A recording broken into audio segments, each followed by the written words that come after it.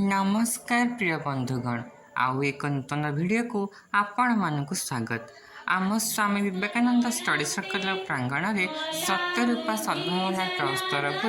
चलित वर्ष मैट्रिक परीक्षा कृतित्व हासिल करिथिबा छात्र छात्री निमंते पुस्तक बंटन कार्यक्रम अनुष्ठित हो जाइछि। आसंतु उक्त कार्यक्रम को अवलोकन करिबा।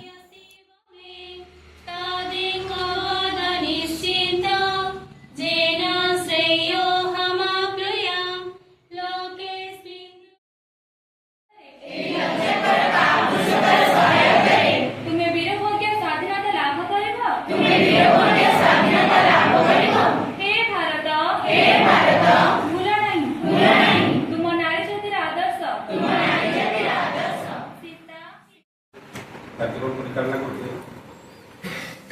कार्यक्रम द्वितीय सोपान से अनुरोध करते छात्री लक्ष्मीचर सभार आभिमुख्य और सदस्य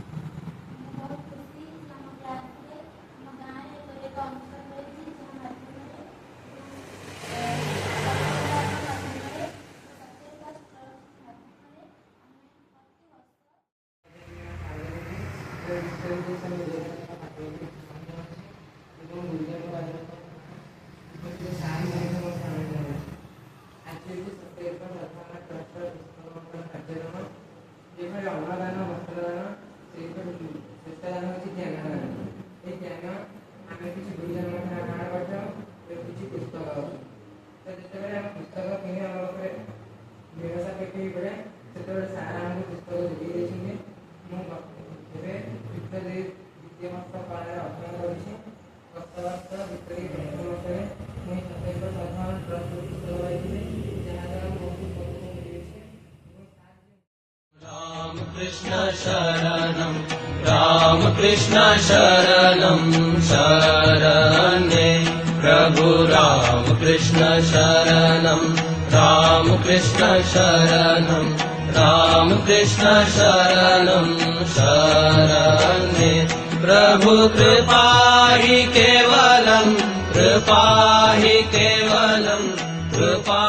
हि केवलं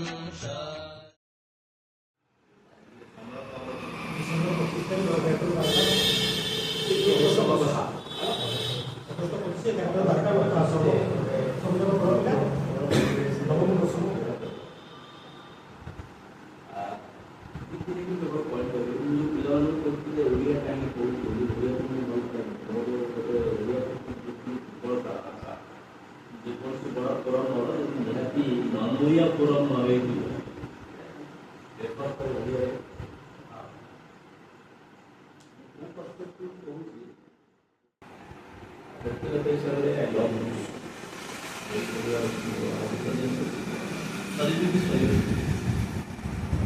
ମାନେ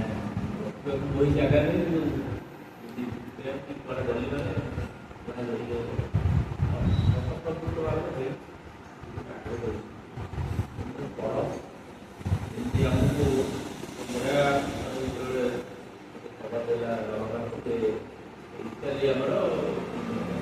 ଗୋଟେ ଆଜି ୱିମେନ୍ସ କଲେଜର ଟପର ଖୁସି କଥା ନୁହଁ ଖୁସି କଥା ନୁହଁ ସେତେବେଳେ ବୋଧେ ଆମେ ଭାବିଲୁ ଆମର ସବୁ ପ୍ରୟାସ ସଫଳ ହେଇଯାଇଛି ଯଦି ଆମ ପିଲା ଯଦି କେହି ଗୋଟେ କ'ଣ ଗୋଟେ ରେକର୍ଡ କଲା ଆମକୁ ଲାଗୁଛି ଯେ ଆମର ଯେଉଁ ପ୍ରୟାସଟା କରୁଛେ ପ୍ରୟାସ ସେ ପ୍ରୟାସର ଯେଉଁ ଆତ୍ମସନ୍ତୋଷ ମିଳିଲା ଆମ ନିଜକୁ ଯେଉଁଟା ସନ୍ତୁଷ୍ଟି ଆସିଲା ଯେ ଆମ ପ୍ରୟାସ ଫଳବତୀ ହେଇଛି ସେଇଟା ଆମକୁ ମିଳୁଛି ସମସ୍ତେ ଚେଷ୍ଟା କର କ'ଣ ନା କ'ଣ କର ପଢ଼ିବାରେ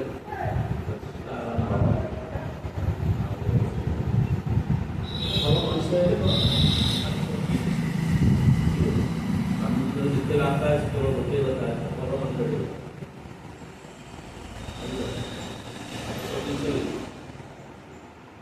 ଏଇ ଯେଉଁ ସମୟଟା ହେଉଛି ତୁମମାନଙ୍କର এই সময়টা ହେଉଛି କେବଳ ପଢ଼ାରେ ଫୋକସ୍ କର ପଢ଼ାରେ ଫୋକସ୍ କର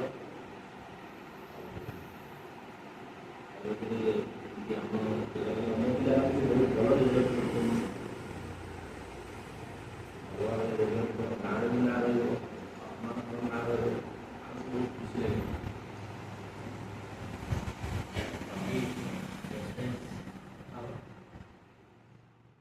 ଜଗତଜନନୀ ମା ଶାରଦା ଯୋଗାଚାର୍ଯ୍ୟ ବିବେକାନନ୍ଦଙ୍କର ଚରଣାରବିନ୍ଦରେ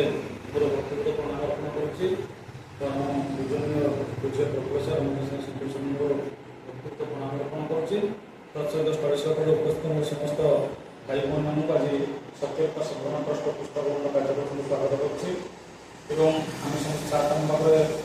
ଅଭିଳାଷ ରଖିଲେ ଯେଉଁ ଉଦ୍ଦେଶ୍ୟରେ ଟ୍ରଷ୍ଟ ଆମକୁ ଏ ପୁସ୍ତକ ପ୍ରଦାନ କରୁଛି ଆମର ଯେଉଁମାନଙ୍କର ଆର୍ଥିକ ସ୍ଥିତି ସେତେ ସବଳ ନାହିଁ ପୁସ୍ତକ କିଛି କିଣିପାରୁଛନ୍ତି କରିପାରୁଛନ୍ତି ଯାହାଦ୍ୱାରା ଟ୍ରଷ୍ଟ ମାଧ୍ୟମରେ ସେ ସମସ୍ୟାଟା ଆମର ଦୂର ହୋଇଛି। ତେଣୁ ଆମେ ନେକ୍ସଟ ମାନେ ଗୋଟେ ପଦକ୍ଷେପ ଗ୍ରହଣ କରିବା କିଛି ଦିନ ଆମେ ଚେଷ୍ଟା କରିବା ଯେ ଇଂଲିଶ ମିଡ଼ିୟମରେ ପଢ଼ିବା ପାଇଁ ଚେଷ୍ଟା କରିବା କାରଣ ବର୍ତ୍ତମାନ ଯୁଗରେ କମ୍ପିଟେଟିଭ୍ ଯୁଗରେ ଇଂଲିଶ ଭାଷା ଉପରେ କିଛି